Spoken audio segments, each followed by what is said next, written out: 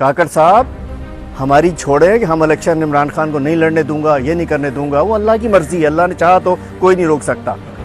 बलूचिस्तान में बच्चियां बिक रही हैं, आपके सूबे बलूचिस्तान में सरफराज भुगटी साहब आपके और अपने काकड़ साहब के, अनवार उल हक काकड़ साहब के बलूचिस्तान में सैलाब ज़दगान पेट की भूख मिटाने के लिए बच्चियां बेच रहे हैं, बेटियां बेच रहे हैं अपनी। उसका ख्याल कर लें आप कुछ। जब देखो पीटीआई 9 मई, पीटीआई 9 मई, भाई 9 मई के बाद भी बहुत कुछ हुआ है। हमें अल्लाह ताला सुरखरू करेगा।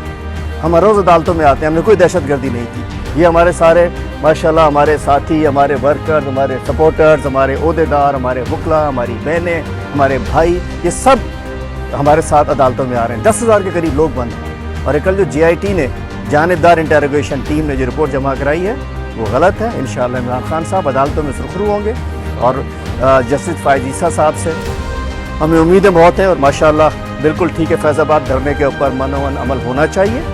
और मैं कहना चाहता हूँ कि तमाम किरदार जो भी फैसले के अंदर हैं हम उसे वेलकम करते हैं। लेकिन सबसे बड़ा चैलेंज जस्टिस साहब के लिए ये है, चीफ जस्टिस साहब के लिए, कि अपनी अदलिया का वक़ार बहाल करवाएं। आपके अदालती ऑर्डर्स को लोग उखाड़ फेंक देते हैं, कचरा गंडी में, डस्टबिन में डाल देते हैं। मेरे पास स्टे था सिंध हाई कोर्ट का, सिंध पुलिस ने उठा के बंद कर दिया।